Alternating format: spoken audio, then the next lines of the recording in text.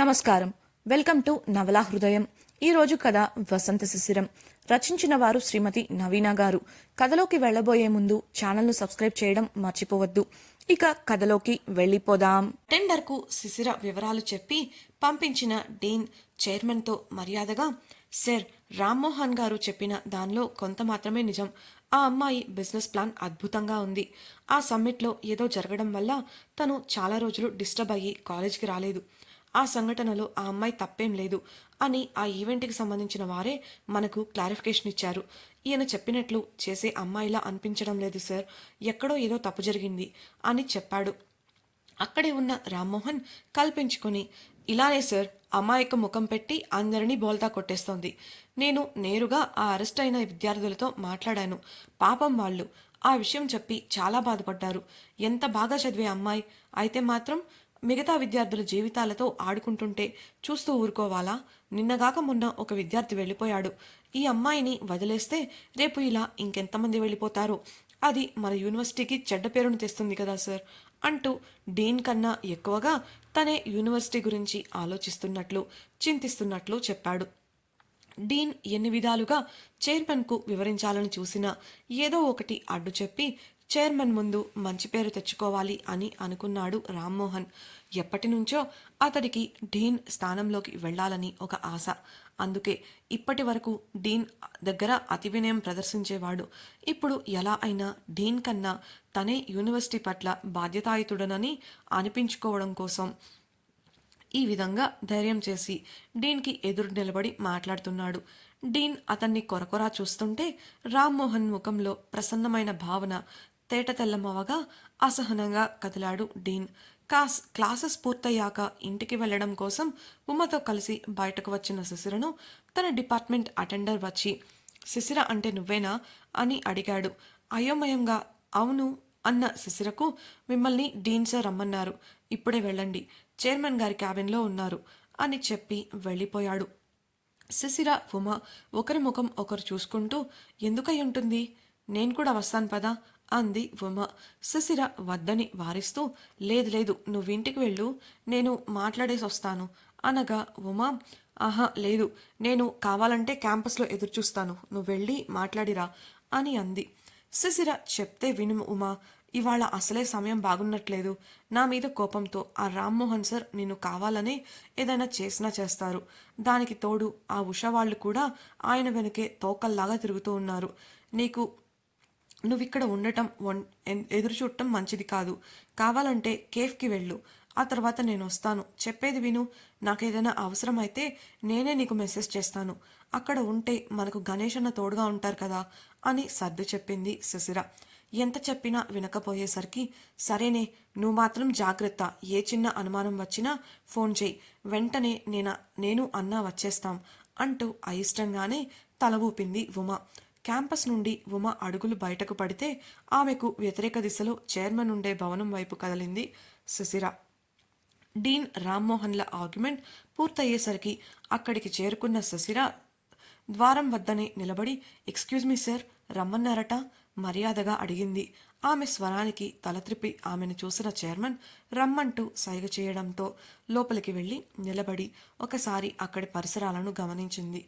Deen, chairman గంభీరమైన మొక్కాలు పెట్టుకొని ఉంటే రామ్మోహన్ కళ్ళల్లో గర్వం తోగి చూసింది. తన విషయమై అక్కడ ఏదో జరిగిందని అర్థం చేసుకుంది శిశిర. కానీ అది దేని గురించి అనేది మాత్రం ఆమెకు తెలియలేదు. ఒకవేళ మధ్యాహ్నం జరిగిన దాని గురించి ఏదైనా ఇష్యూ అయిందా, లేక ఇంకేదైనానా అని ఆలోచిస్తోంది. ఏమని స్పందించాలో తెలియక ఏదైనా అడిగితే ఎలాంటి స్పందన వస్తుందో అనుకుంటూ చైర్మన్ ముందు నిలబడి అతడినే చూస్తూ ఉంది.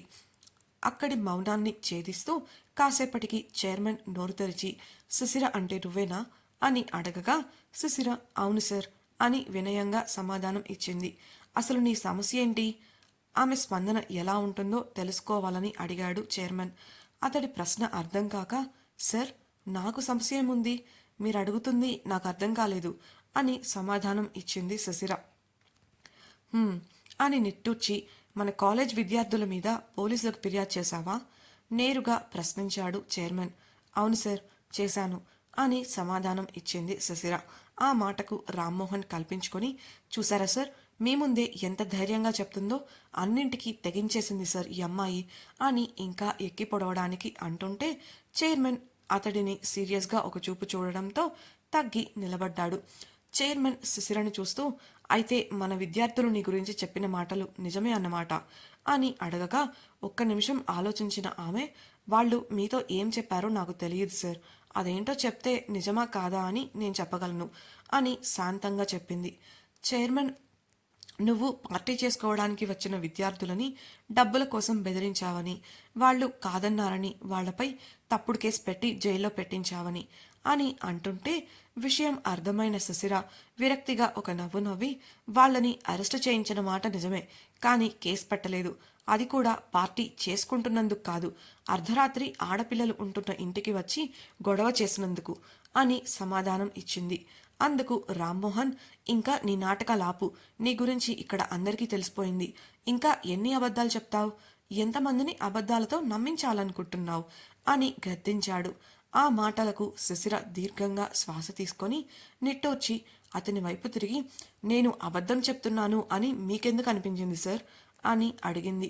అందుకు రామ్మోహన్, ఎందుకంటే నువ్వు జైల్లో పెట్టించిన విద్యార్థులతో నేను మాట్లాడాను, వారంతా ఆ సమయంలో అక్కడే ఉన్నారు కాబట్టి నిజం చెప్పారు, వాళ్ళంతా అమాయకులని తెలుసుకున్నాను కాబట్టి అని గట్టిగా చెప్పగా, శిశిర, మీరు మీ కళ్ళతో చూడకుండా ఎవరో చెప్పింది నమ్మి వివరాలు తెలుసుకోకుండా ఎలా సార్ ఒకరిని నిందించగలరు?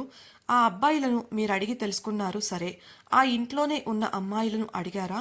దొంగ ఎప్పుడైనా తాను దొంగనని ఒప్పుకుంటాడా అని కాస్త స్వరం పెంచి అడిగింది శశిర. దాంతో రామ్మోహన్ ఆలోచన మరచి ఆవేశంగా, ఓ, నువ్వు నాకు చెప్పొచ్చావా? అలాగా, అయితే నువ్వు చెప్పు, నువ్వక్కడ ఉన్న అమ్మాయిలలో ఒకదానివే కదా, నీ వల్లే కదా గోపాల్ టీసీ తీసుకొని వెళ్ళింది, ఇప్పుడు చెప్పు అంటూ రెట్టించాడు. అప్పటికే సహనాన్ని కోల్పోతున్న శశిర, నేనా రోజు అక్కడ ఉన్నానని మీకు చెప్పిందెవరు సార్ అని అడగడంతో అక్కడి వారంతా షాక్ తిన్నారు. ముఖ్యంగా రామ్మోహన్ కంగు తిన్నాడు. మళ్ళీ శిశిరనే మాట్లాడుతూ, మీరు పూర్తి వివరాలు తెలుసుకోకుండా ఈ విధంగా ఒక విద్యార్థిని అవమానించడం, అనుమానించడం ఏమీ బాగోలేదు. మీరు ఊహించుకున్నట్లు ఆ రోజు అసలు అక్కడ నేను లేను, వారంతా వచ్చి గొడవ చేస్తున్నారని తెలిసి నా స్నేహితులను కాపాడుకోవడం కోసం పోలీసులకు ఫోన్ చేశాను అని చెప్తుండగానే ఆమెను ఆపి, అప్పుడైతే ఆ రోజు నువ్వెక్కడున్నావు మరి? అయినా స్టూడెంట్స్తో సమస్య వస్తే యూనివర్సిటీలో ఫిర్యాదు చేయాలి, కానీ ఇలా పోలీసులకు ఫిర్యాదు ఇవ్వడం ఏంటి? ఇవన్నీ నీ కట్టుకథలే కదా అడిగిన రామ్మోహన్ను అసహనంగా చూస్తూ, మన యూనివర్సిటీ మేనేజ్మెంట్ ఎప్పటి నుంచి అర్ధరాత్రి కూడా పనిచేయడం మొదలుపెట్టింది? అర్ధరాత్రి వేళ 10 మంది అబ్బాయిలు తాగి వచ్చి నానా రచ్చా చేస్తుంటే ఆపి కాపాడటానికి ఇంట్లో హాయిగా నిద్రపోయే ప్రొఫెసర్లు త్వరగా వస్తారా, లేక పోలీసులా? ఆ క్షణం ఎంత త్వరగా వీలైతే అంత త్వరగా నా స్నేహితులను కాపాడాలి అనుకుంటాను, అందుకే పోలీసులకు ఫోన్ చేశాను. ఇకపోతే నా గురించి అంటారా? నేను ఇంట్లో ఉన్నాను, మీకు ఆధారాలు కావాలంటే నా స్నేహితులను అడగొచ్చు, పెళ్ళైనప్పటి నుంచి నేను మా ఇంట్లోనే ఉన్నాను అని వివరణ ఇచ్చింది శశిర. ఆ మాటలు విన్న చైర్మన్, నిజమే కదా తను చెప్పింది అని మనసులో అనుకోగా, రామ్మోహన్ మాత్రం ఆమె తెలివిగా తప్పించుకోవాలని అనుకుంటుంది అనుకున్నాడు. వెంటనే, మరైతే గోపాల్ని ఎందుకు బెదిరించావు? అది కూడా నువ్వు చేయలేదు అంటావేమో. ఇప్పుడు నువ్వు ఏది చేయకుండానే ఆ అబ్బాయి టీసీ తీసుకొని వెళ్ళిపోతాడా? అందులోనూ ఎలా అందరు విద్యార్థులు నీ గురించి ఒకేలా చెప్తారు? అందరూ అబద్ధం ఆడలేరు కదా అన్నాడు. చైర్మన్ డీన్ వివరాలు బయటకు వస్తుండటంతో శిశిర రామ్మోహన్లను ఆపకుండా చూస్తున్నారు. శిశిర మాట్లాడుతూ, అంటే ఏంటి సార్ మీ ఉద్దేశం?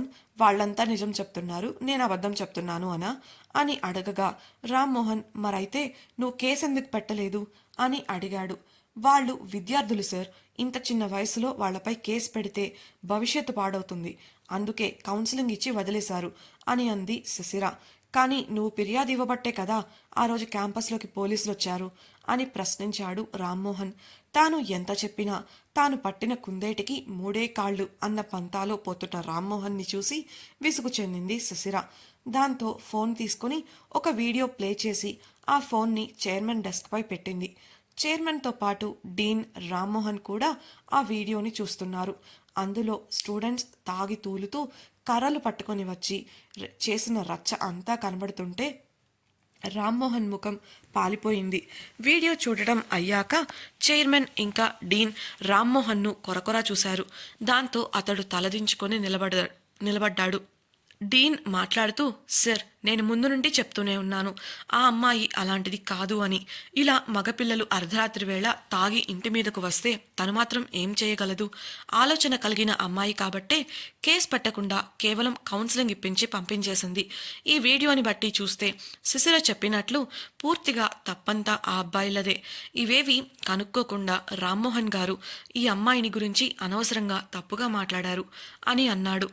అందుకు రామ్మోహన్ తడబడుతూ, సార్, ఈ విషయంలో తప్పు జరిగి ఉండొచ్చు, కానీ హైదరాబాద్ సమ్మిట్లో జరిగింది మాత్రం నిజం సార్. ఈ అమ్మాయి ఒక కంపెనీ ఉద్యోగితో అసభ్యంగా ప్రవర్తించి అవకాశం కోసం అతడి గదికి వెళ్లి కలిసింది అనగానే ఆ మాటలను సహించలేక శిశిర కళ్ళు గట్టిగా మూసుకుంది. తన ఎమోషన్స్ని కంట్రోల్ చేసుకుంటూ ఉంది. కొంత సమయం గడిచాక డీన్ మాట్లాడుతూ, మీకు ఎంత చెప్పినా బుద్ధి రాదా మిస్టర్ రామ్మోహన్? అక్కడ జరిగిన ఇన్సిడెంట్లో శిశిర తప్పు లేదని స్వయంగా ఆ కంపెనీ వాళ్లే వచ్చి సంజాయిషి ఇచ్చారు. ఇంకా ఎందుకు అదే పట్టుకొని వేలాడుతున్నారు? అసహనంగా అడిగాడు. దాంతో రామ్మోహన్ నీళ్లు నమిలాడు. కానీ వెంటనే ఏదో గుర్తొచ్చి, కానీ సార్, ఈ అమ్మాయి వల్ల ఒక స్టూడెంట్ టీసీ తీసుకొని వెళ్ళిపోయాడు, అది తన వల్లే కదా అని అంటుంటే, అని మీకు ఎవరు చెప్పారు అన్న గంభీరమైన స్వరానికి ద్వారం వంక చూశారు వారంతా. యూనిఫామ్లో ఉన్న నందన్ హుందాగా లోపలికి వచ్చి రామ్మోహన్ వంక కోపంగా చూశాడు. మళ్ళీ ప్రశ్నిస్తూ, గోపాల్ టీసీ తీసుకొని వెళ్ళడానికి కారణం శిశిర బెదిరించడం అని మీకెవరు చెప్పారు అని గంభీరంగా అడగగా రామ్మోహన్ తడబడి తల దించేశాడు. నందన్ ఫోన్ తీసి ఎవరికో ఫోన్ చేసి స్పీకర్ ఆన్ చేయగా అవతల వ్యక్తి ఫోన్ లిఫ్ట్ చేసి, చెప్పండి సార్, ఏదైనా విషయమా అని వచ్చిన గోపాల్ స్వరానికి, గోపాల్, నువ్వేం చేస్తున్నావు అని అడిగాడు నందన్.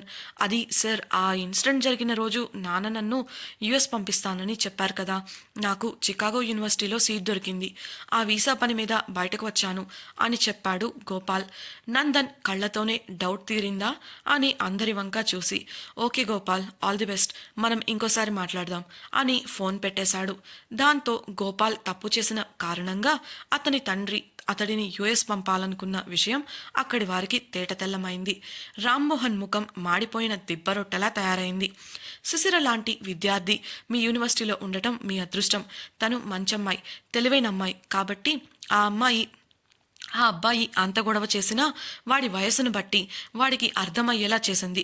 అదే ఆవేశంతో మీలా ప్రవర్తించి కేసు పెట్టి ఉంటే వాడి పాటికి లాకప్లో ఉండేవాడు. అతడికే కాదు, మేము ఆ స్టూడెంట్స్ అందరికీ కూడా మారడానికి ఇచ్చిన అవకాశం ఇది. అంతమందికి ఆ అవకాశం ఇస్తే ఒక్కడే వాడుకున్నాడు. మిగతా వాళ్ళు మేము వాళ్ళని వదిలిన రోజు కూడా అదే పబ్బుకు వెళ్ళి మళ్ళీ మాదక ద్రవ్యాలు తీసుకున్నారు. అందుకే ఆ కేసు అంతటితో వదలాలనుకోలేదు అని అన్నాడు నందన్. అప్పటికి శిశిర తన ఎమోషన్స్ని కంట్రోల్ చేసుకొని కాస్త స్థిమితపడింది.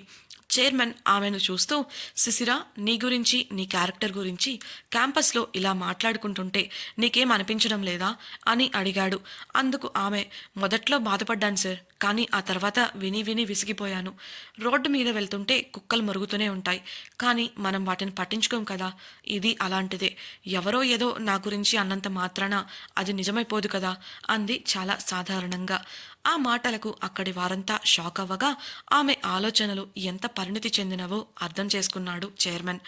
ఆమె ఆలోచన విధానానికి ఆమెను మెచ్చుకోలుగా చూశాడు. ఆమె ఆ మాటలు చెబుతున్నప్పుడు రామ్మోహన్ని చూసింది. అతడు కూడా అలాంటి వీధి కుక్కలతోనే పోల్చి పట్టించుకోలేదు శిశిర. అప్పటి వరకు పెద్దవారు అన్న గౌరవం కొద్దీ మర్యాదగా నడుచుకుంది. కానీ ఎప్పుడైతే అతడు నిజానిజాలు తెలుసుకోకుండా తన పంతాలోనే ఉంటూ శిశిరను ఇరికించాలన్నట్లు ప్రవర్తించాడో ఆమె ఓర్పు నశించింది. తనను ఒక వీధి కుక్కతో పోల్చడం నచ్చని రామ్మోహన్ పళ్ళు కొరికాడు. కానీ ఏం చెయ్యలేని నిస్సహాయ స్థితిలో పిడికిలి బిగించి కోపాన్ని అణుచుకుంటూ ఉండిపోయాడు. ఇంతలో విచారణ నిమిత్తం బాయ్స్ హాస్టల్కి వెళ్లిన ఆఫీసర్స్ అక్కడికి వచ్చి విచారణలో తెలుసుకున్న వివరాలను తెలిపారు. వాళ్ల విచారణలో ఆ హాస్టల్లో ఎక్కడా కూడా మాదక ద్రవ్యాలు దొరకలేదు. కానీ కొందరి పేర్లు బయటపడ్డాయి. కేసు విచారణలోని సమాచారం గోప్యంగా ఉండాలి. అందులోనూ క్యాంపస్లో మాదక ద్రవ్యాలు దొరకలేదు కాబట్టి ఈ కేసుకు యూనివర్సిటీకి సంబంధం లేదని తేల్చి చెప్పాడు నందన్. దాంతో చైర్మన్ వాళ్ళంతా ఊపిరి పీల్చుకున్నారు. విచారణకు సహకరించినందుకు చైర్మన్కు ధన్యవాదాలు తెలిపి అక్కడి నుంచి వెళ్ళిపోయారు నందన్ మరియు అతని టీం. కేఫ్లో శిశిర చెప్పడంతో ఆమె గురించి ఆందోళనతో కేఫ్ వైపు అడుగులు వేసింది ఉమ. లోపలికి అడుగు పెడుతూనే అక్కడ ఉన్న వ్యక్తిని చూసి నొసలు చిట్లించింది. ఈ మనిషి ఈ సమయంలో ఏంటి ఇక్కడ అనుకుంటూ వెళ్ళి తన యూనిఫామ్ మార్చుకొని వచ్చి డెస్క్ దగ్గర నిలబడింది. ఇప్పుడు రామ్మోహన్ పరిస్థితి ఏంటి? ఇంతటితో చైర్మన్ శిశిరను వదిలేస్తారా? కేఫ్లో ఉమ చూసిన వ్యక్తి ఎవరు తెలుసుకోవాలనుందా? అయితే తప్పకుండా ఛానల్ను సబ్స్క్రైబ్ చేసి వసంత శిశిరం రాబోయే ఎపిసోడ్స్ని వినేయండి. అలాగే మీకు ఈ నావెల్ నచ్చినట్లయితే వీడియోని లైక్ చేసి మీ సన్నిహితులతో షేర్ చేసుకోండి. మీ అభిప్రాయాలను సూచనలను మాకు కమెంట్స్ రూపంలో తెలియచేయగలరు. ఇట్లు మీ నవలా హృదయం team. Thank you for listening.